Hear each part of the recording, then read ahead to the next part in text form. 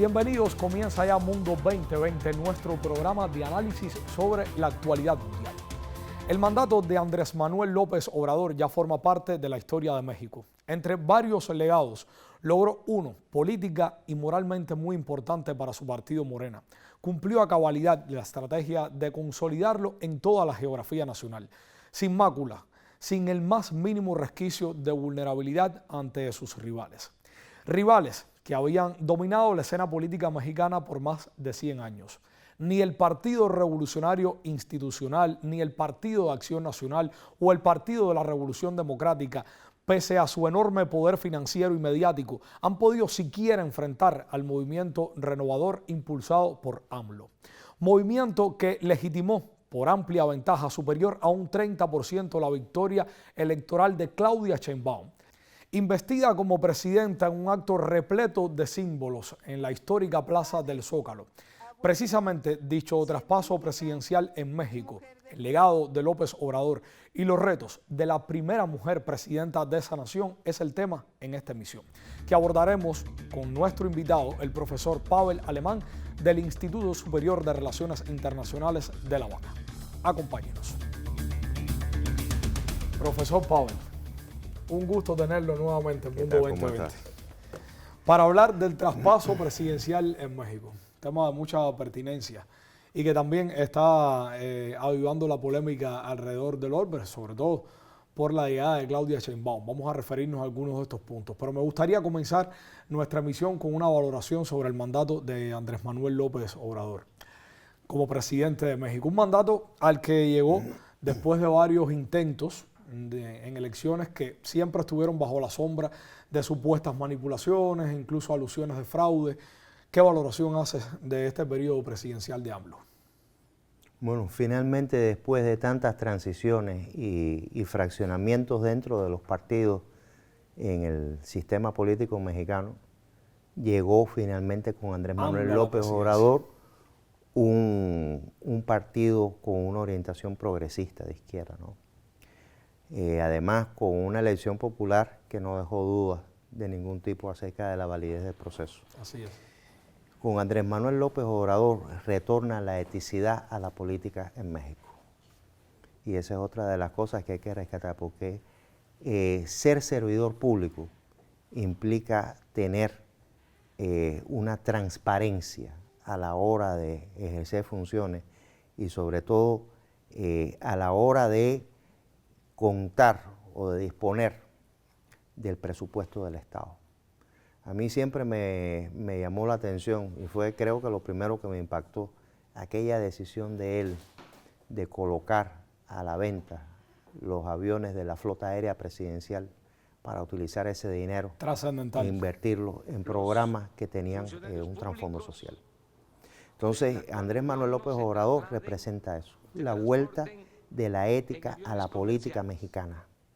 Y además, el retorno también de México como un actor importante dentro del escenario internacional, pero sobre todo mirando hacia América Latina. México siempre fue un país trascendente para la región. Y en muchos años no había un presidente que había mirado con ese interés, sobre todo de fomentar relaciones de una naturaleza diferente. Y había cuenta de que México además no puede ignorar la relación estrecha que tiene en términos económicos, pero también en términos políticos, de seguridad, con Estados Unidos en el marco de América del Norte. ¿Qué acciones consideras que pueden verse ya desde el análisis, desde el fin del periodo presidencial, como un legado del mandato de AMLO? Mira, es un reto para cualquier Estado, pero sobre todo en los últimos años, donde los sistemas judiciales han desempeñado un papel oscuro a la hora de perseguir políticamente a aquellos que no son, vamos a decir, funcionales al sistema. La forma en que AMLO logró ejecutar finalmente su proyecto de hacer una reforma del sistema judicial en México. Sobre todo porque los sistemas judiciales son, dentro de las diferentes dimensiones del poder público del Estado, uno que tiene una particularidad, que es un sistema altamente profesionalizado, donde se da, vamos a decir que un ascenso de acuerdo a la meritocracia. Sí. Y entonces muchas veces la gente como que cree que el sistema judicial es apolítico o que no se involucra en la política, y es todo lo contrario. Así es.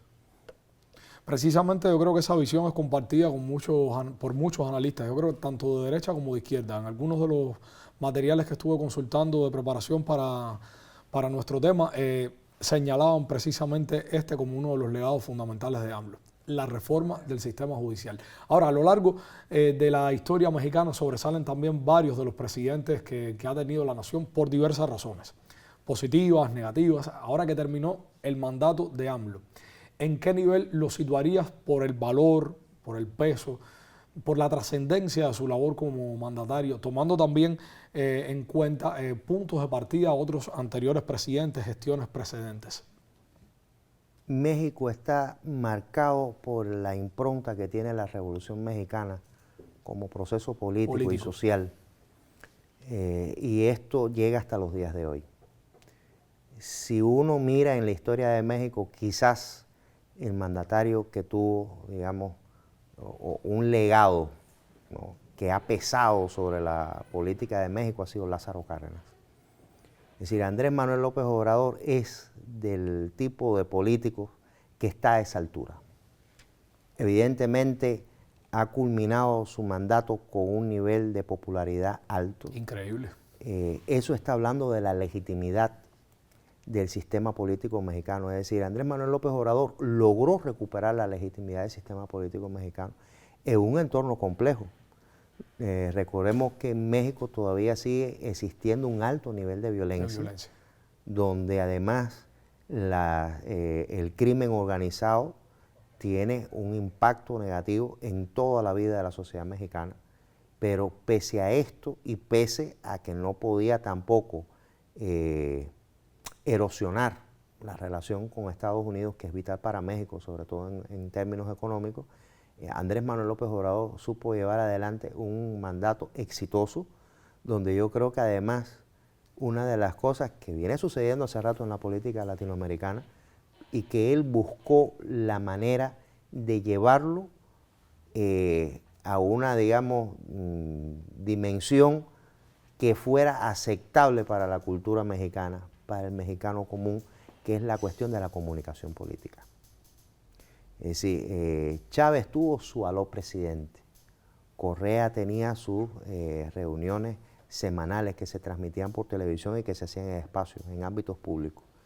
En el caso de Andrés Manuel López Obrador, las mañaneras era la manera de comunicarse con la sociedad mexicana y al mismo tiempo de que esa sociedad lo interpelara a él, porque eso hay algo que hay que rescatar sobre esto, ¿no? Los servidores públicos no están ahí solamente para tomar decisiones, están para responder a los problemas de la sociedad. Exacto, y la sociedad tiene derecho a interpelar a los servidores públicos.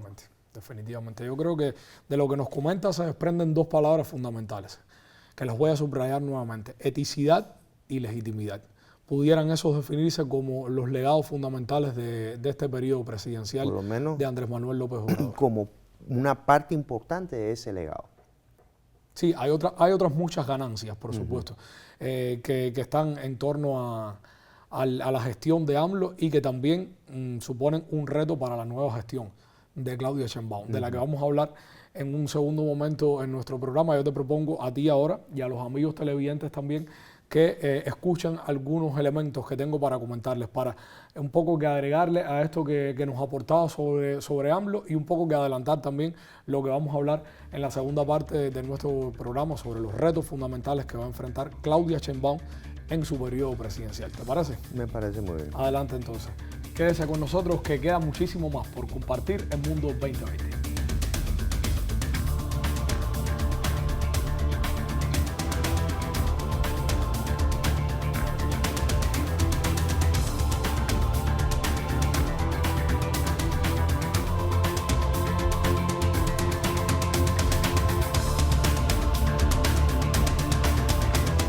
Amigos, Claudia Sheinbaum ya tiene asegurado un lugar en la historia como la primera mujer presidenta de México. Sobre algunos de los retos que le colocan encima los medios hablaremos a continuación. Le propongo iniciar el análisis con algunas ideas que el columnista Raimundo Riva Palacio expone en un texto reseñado a su vez por Infobae. Lo tenemos aquí en pantalla, cuya tendencia derechista, y esto es importante aclararlo también, es bien conocida ya por el público cuya mirada 2020 se acerca a los procesos políticos del orbe. Ahora, bajo el título ¿cuáles son los retos que enfrentará Claudia Sheinbaum al principio de su gobierno? Según Riva Palacio, versa este análisis al que quiero hacer referencia específicamente en este primer párrafo, que me parece muy interesante. Riva Palacio destaca que tras estar bajo la sombra de Andrés Manuel López Obrador, Sheinbaum debe demostrar su propia capacidad de liderazgo mientras navega por un contexto político y económico complejo. Es la idea central que maneja el columnista y a mí me interesa sobre todo ir ya al final del texto. Riva Palacio dice que Sheinbaum no es la sumisa que algunos creen y destaca que tiene un temperamento fuerte y una atención al detalle que contrasta con la actitud más despreocupada de López Obrador. La historia sugiere que Sheinbaum necesita manejar con cuidado las relaciones políticas y dejar que pasen los meses, dice, quizás hasta un año, para irse sacudiendo al ala radical obradorista que la perjudica. Esto en opinión de Riva Palacio.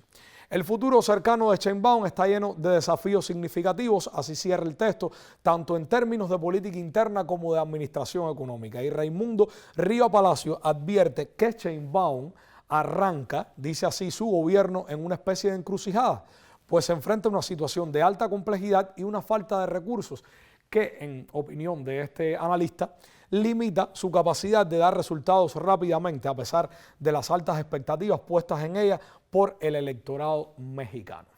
Les invito a ir a otro texto en cuestión que también refiere a algunos de los retos que pudiera enfrentar la gestión de Claudia Sheinbaum. El texto se titula específicamente, lo vemos aquí en pantalla, La herencia laboral del gobierno de AMLO y los retos para Claudia Sheinbaum. Lo pueden encontrar en El Financiero. En síntesis, aunque se incluyen otros postulados, el material asegura que el próximo gobierno de Claudia Sheinbaum hereda un escenario laboral con retos importantes. Será fundamental, en opinión de este artículo, mantener un equilibrio entre los derechos laborales y la creación de condiciones favorables para la inversión y el crecimiento económico.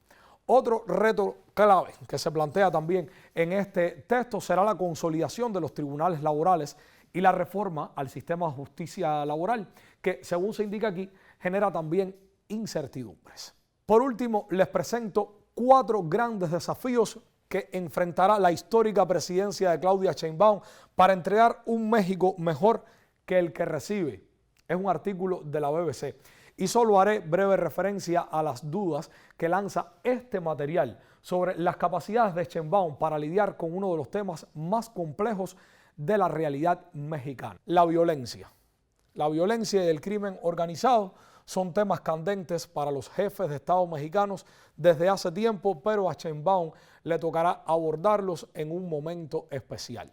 Se hace referencia a otros temas como puede ser también la frontera y otras cuestiones que pudieran, en opinión de la BBC, reiteramos, representar obstáculos para el gobierno de Claudia Sheinbaum. Sobre estos elementos vamos a estar conversando en este segundo momento en nuestro programa Mundo 2020. Por eso vuelvo a avivar el debate con el invitado de hoy, Pavel Alemán. Acompáñame. Bueno, Pavel, ya escuchabas algunas de las líneas que proponían en el comentario, enfocado sobre todo en lo que nos va a centrar en la segunda parte de nuestro programa, en Claudia Sheinbaum. Y precisamente arranco esta segunda parte del diálogo con una frase de Claudia Sheinbaum en la Plaza del Zócalo tras ser investida. Hemos llegado, dijo.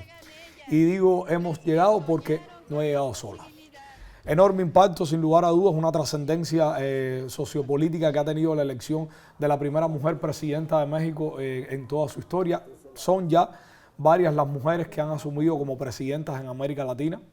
Estamos hablando, por ejemplo, de Michelle Bachelet, Dilma Rousseff, Cristina Fernández de Kirchner, Xiomara Castro, Laura Chinchilla, Mireya Moscoso, y aunque no fue directamente la elegida, también ejerce en Perú Dina Boluarte como presidenta. ¿Cuál es el impacto, en tu opinión, de la elección de otra mujer como presidenta en el continente.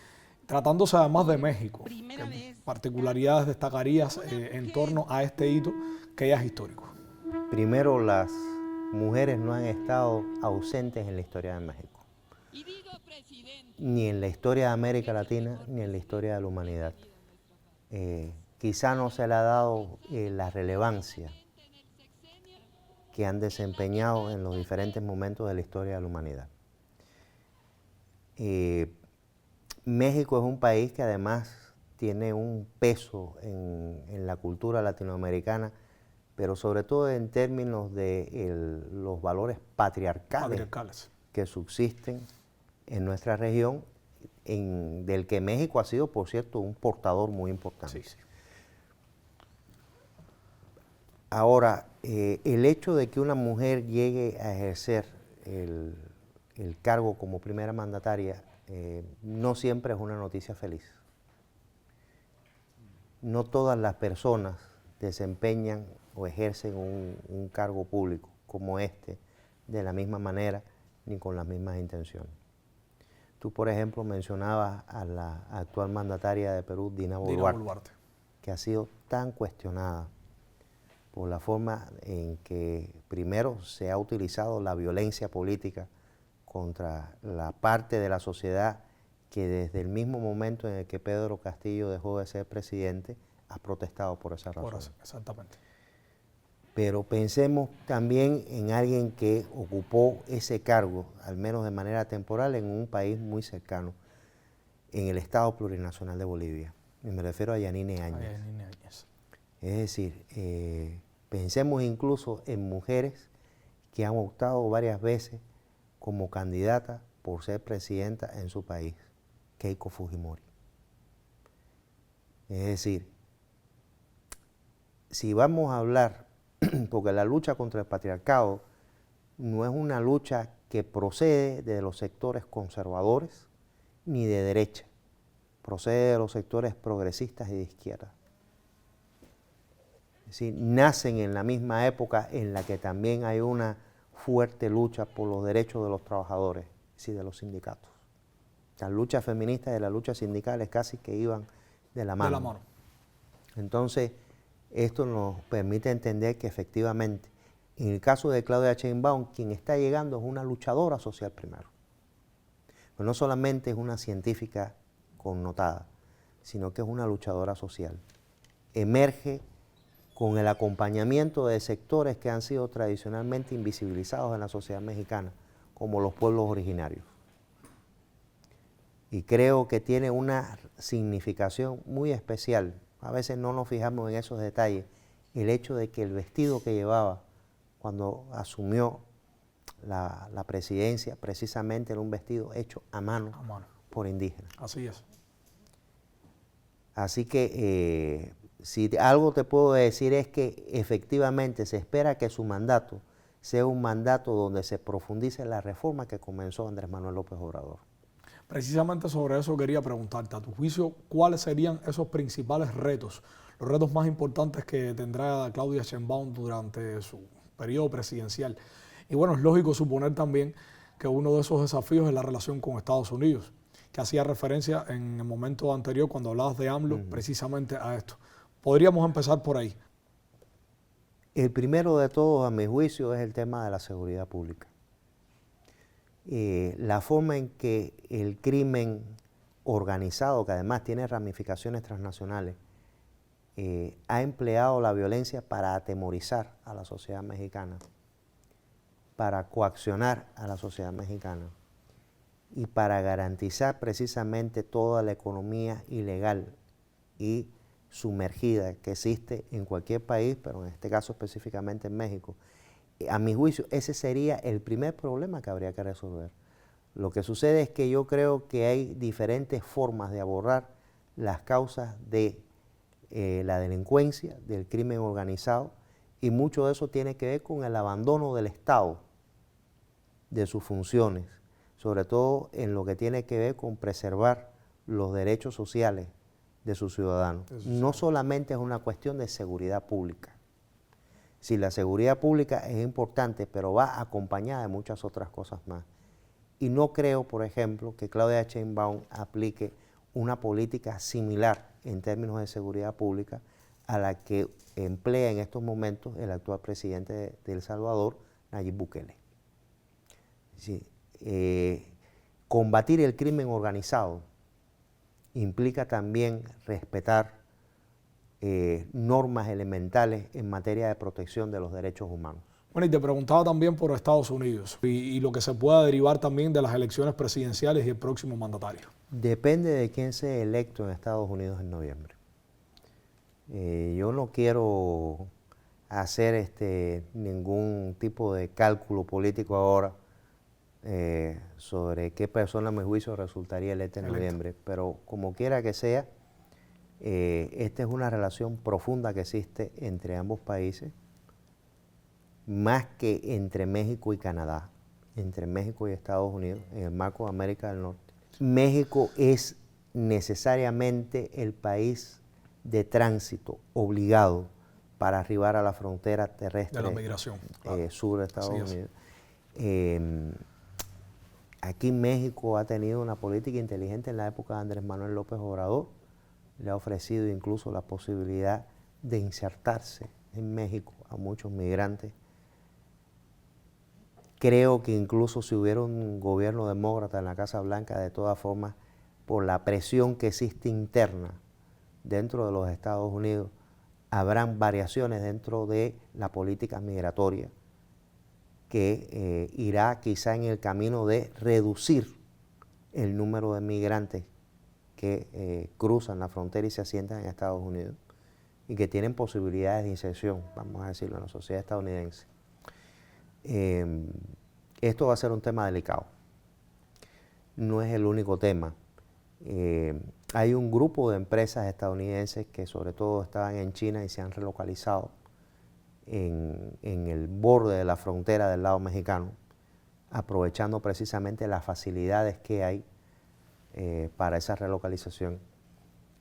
Habrá que ver, en dependencia del próximo gobierno que hay en Estados Unidos, si esas empresas se mantienen o no allí, porque eso implica emplear trabajadores mexicanos, es decir, generar fuentes de empleo. Si es un gobierno republicano, es probable que esas empresas no se queden allí. Bueno, habría que ver, como dices, yo coincido contigo plenamente, es determinante quién pueda salir en las elecciones en Estados Unidos para entonces ver cómo se puede dar ese diálogo a nivel político entre ambos países, que siempre ha tenido sus componentes, sus particularidades y que definitivamente hay que esperar para ver cómo se desarrolla. Ahora, la presidenta Claudia Sheinbaum no dejó pasar la oportunidad que le brindó el calendario. Su primer decreto como presidenta fue ofrecer una disculpa pública por los delitos de lesa humanidad cometidos la noche del 2 de octubre de 1968. ¿Qué lectura podría hacerse de este inicio de mandato con un decreto de tal índole? Imagínate, en México el Estado no ahora, ni siquiera en el año 68, sino incluso antes de eso ha cometido en no pocas ocasiones o ha estado involucrado en violaciones de derechos humanos y en crímenes de lesa humanidad. Por recordar quizá lo más reciente, que es una deuda que el gobierno de Andrés Manuel López Obrador no pudo saldar, pese a que le destinó tiempo, recursos y había una voluntad política detrás, que es el tema de los estudiantes normalistas de Ayotzinapa. Sí, esto ha quedado, creo que como una tarea pendiente para el gobierno de Claudia Sheinbaum.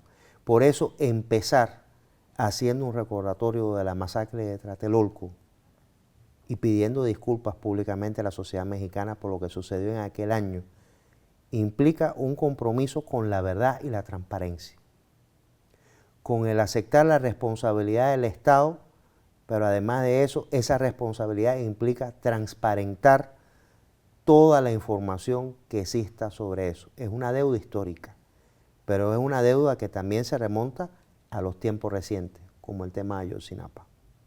Es decir, ahí habrá que ver seguramente la revisión de todos los casos en los que hayan estado involucrados servidores públicos mexicanos tanto de las fuerzas policiales y de seguridad, de las Fuerzas Armadas, incluso hasta de los propios sistemas judicial, en no solamente perpetrar, sino encubrir delitos de lesa humanidad. Hechos como esos.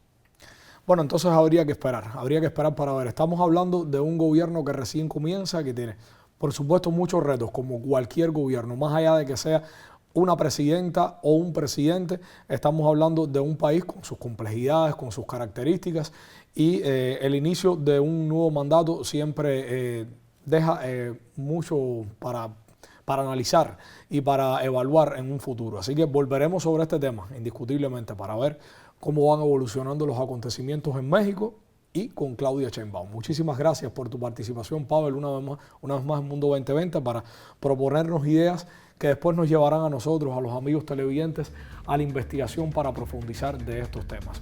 A ustedes, quédense con nosotros justamente hasta el cierre de nuestro programa. En breve regresamos.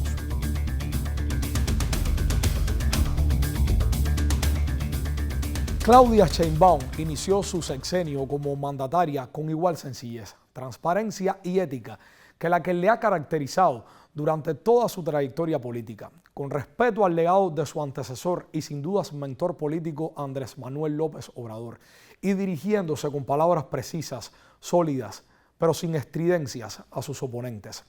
Arranca su mandato con manifiesto y sólido respaldo popular y una mayoría calificada en las dos cámaras del Congreso Nacional que podría allanarle el camino para el éxito del centenar de proyectos que anunció en la Plaza del Zócalo, pero ello no significa que no enfrente disímiles obstáculos. Recuerden seguirnos en las redes sociales. Nos vemos en una próxima entrega de Mundo 2020.